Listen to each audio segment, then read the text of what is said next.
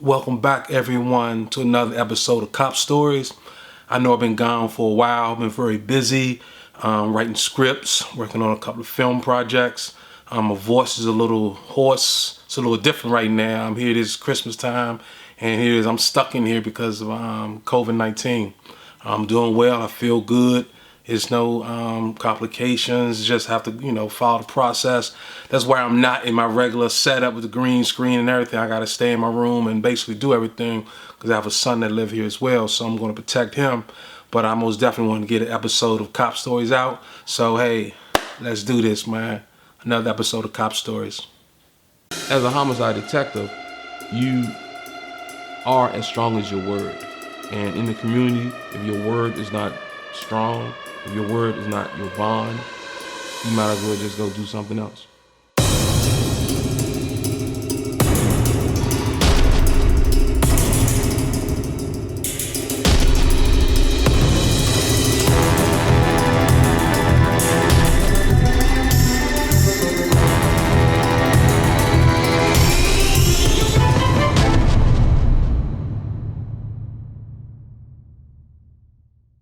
I selected this particular case because it's Christmas time to talk about. It was December the 26th, 2001. You're talking a day after Christmas. Miss Grace Williams, who lived in the 1200 block of Sims Place, Northeast, Washington, D.C., she was found inside her closet in her apartment where she lived alone. And she's been living there for 35 years. Her husband passed away in 1986. She was a hard-working, lovable person. I mean, just think of your grandma. And this is the victim I'm talking about.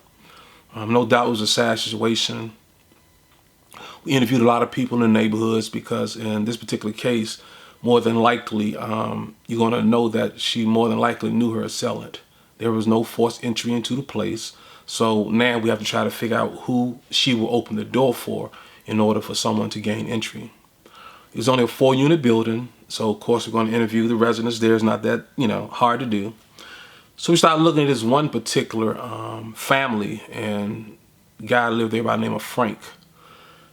Frank was from the community, of course, and he wasn't the brightest. I'm not trying to say that to speak down on anyone, but you could tell Frank may have had some type of mental issues. Not too severe where he couldn't survive, where he couldn't work, he couldn't provide for himself.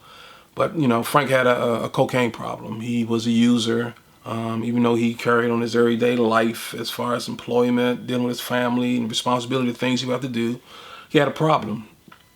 And that led him to doing things because what ended up happening was on another, I believe, S Street, Frank had got locked up for a burglary. And he ended up getting sentenced to 30 months for committing this particular burglary. Now, this burglary occurred 5 days on December 31st after Miss Williams' case on December 26th.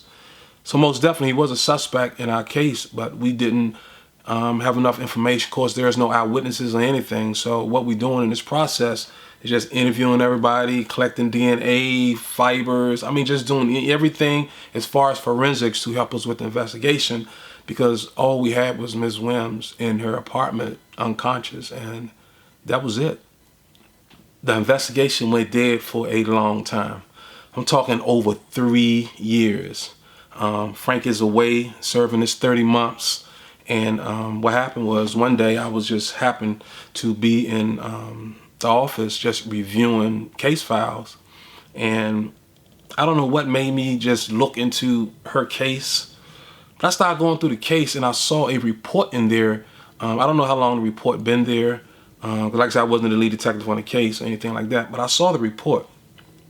And the report was from the FBI. And when we get the reports are basically telling us about the forensic evidence, because we always submit information. We didn't have a lab at the time, so we submit all our DNA and everything to the FBI. So I started reading this report, and I'm like, hold on for a minute. I'm noticing that there's a match in reference to fibers collected in reference to clothing, and also fingerprints. I'm like, hold the hell on. So now I'm looking at the numbers, the Q numbers or whatever numbers they are, to match those findings with the name of the person who's in our police files. and it matches the Frank. I'm like, oh shit. So here it is. He's up in this prison. Matter of fact, in Pennsylvania. He's up in Pennsylvania serving 30 months for the burglary that he committed 5 days after this offense.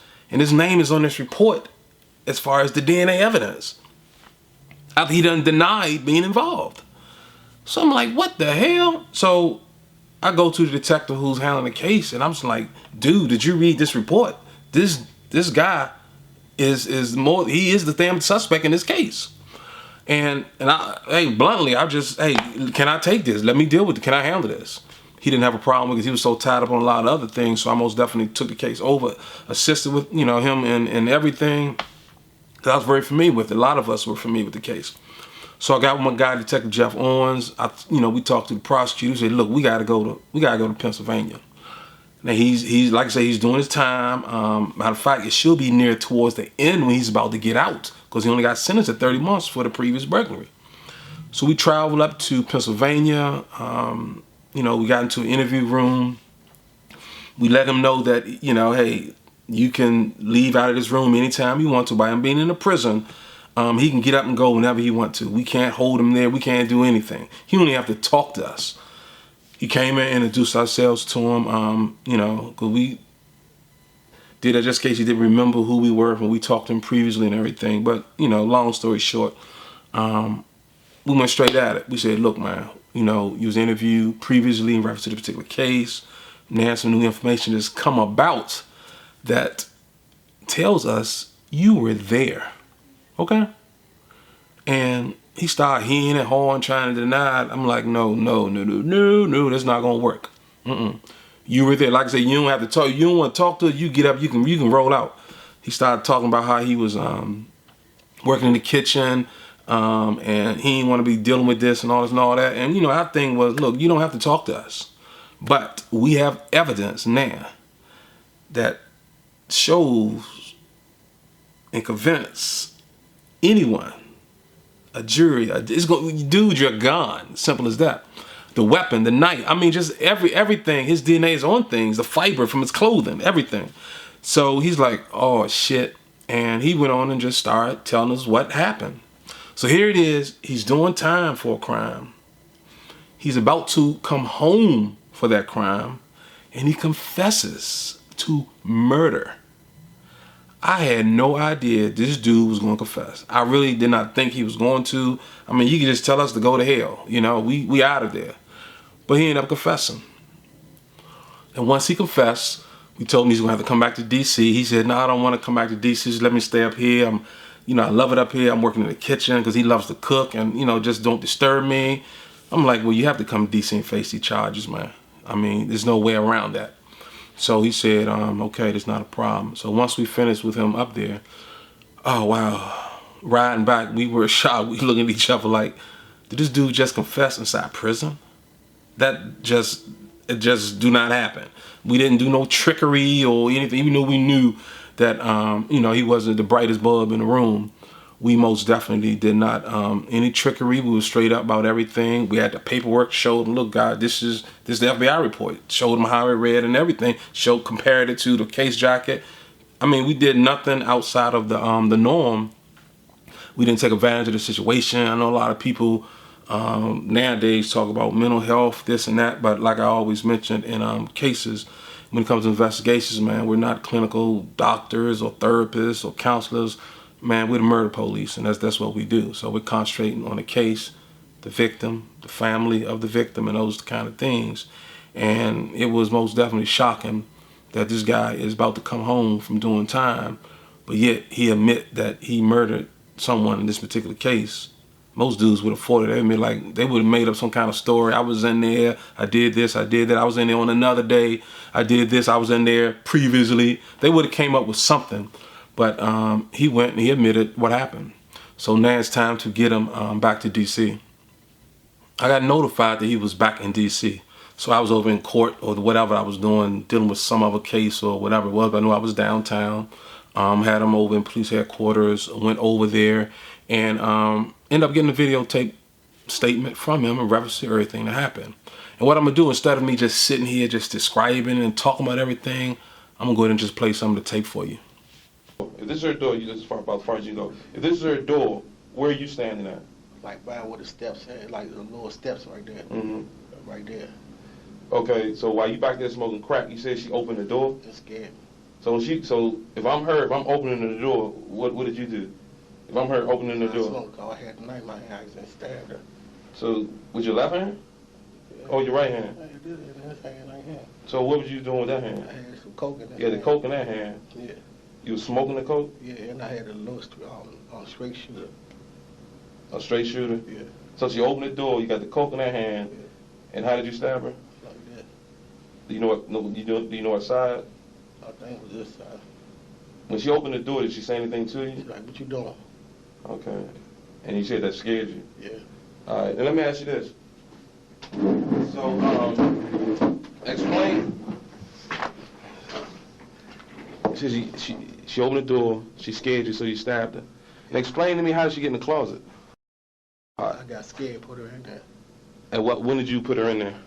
After I finished smoking coke, I put her in there. Then I went out the front door and I came back in. You went out the front door of her apartment? Yeah, and I came back in. And why did you come back in? Because I was scared. I didn't know what to do. So where did you go when you went out her apartment? Well, I went out. I ran up to Wanda house. Mm-hmm. I left her front door unlocked. The lady's front door unlocked? Yeah, it Wanda door unlocked. Wanda was asleep. And you all just saw the tape. As you see, there was no forcing, no threats, none of this, none of that. It was just good old-fashioned police work. That's all it was. And it was just disturbing to me because Miss Williams, you know, not only did he stab her multiple times, he beat her. Yes. I mean, don't sit here and feel sorry for him. He beat her. He beat her badly and stuffed her inside the closet. And it was just sad. Just think about her family, what her family went through. And he ended up getting 30 years for this case. He goes from 30 months to 30 years. It's a big difference. And it was because he was on crack. Now, he sat inside her place after he placed her inside the closet, watched television, and smoked crack. Okay? He smoked crack. And he ended up taking the television. He ended up selling it to get more crack. Wow, man. I mean, just the whole situation was sad as far as what happened to her. And we knew from the beginning that more than likely the suspect in the case is going to be someone that she's very familiar with.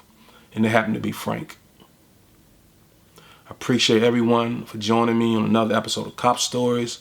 Like I said, I'm not really under the weather. I'm just sitting here dealing with this pandemic thing and, relaxing. I got about a few more days where I got to sit and just chill. Then I'll be back out there, but in the meantime, I'm constantly doing the writing that I'm doing. Doing some editing, and I'll be back out there, and most definitely some more Cop Stories are coming. Peace. I'm out of here.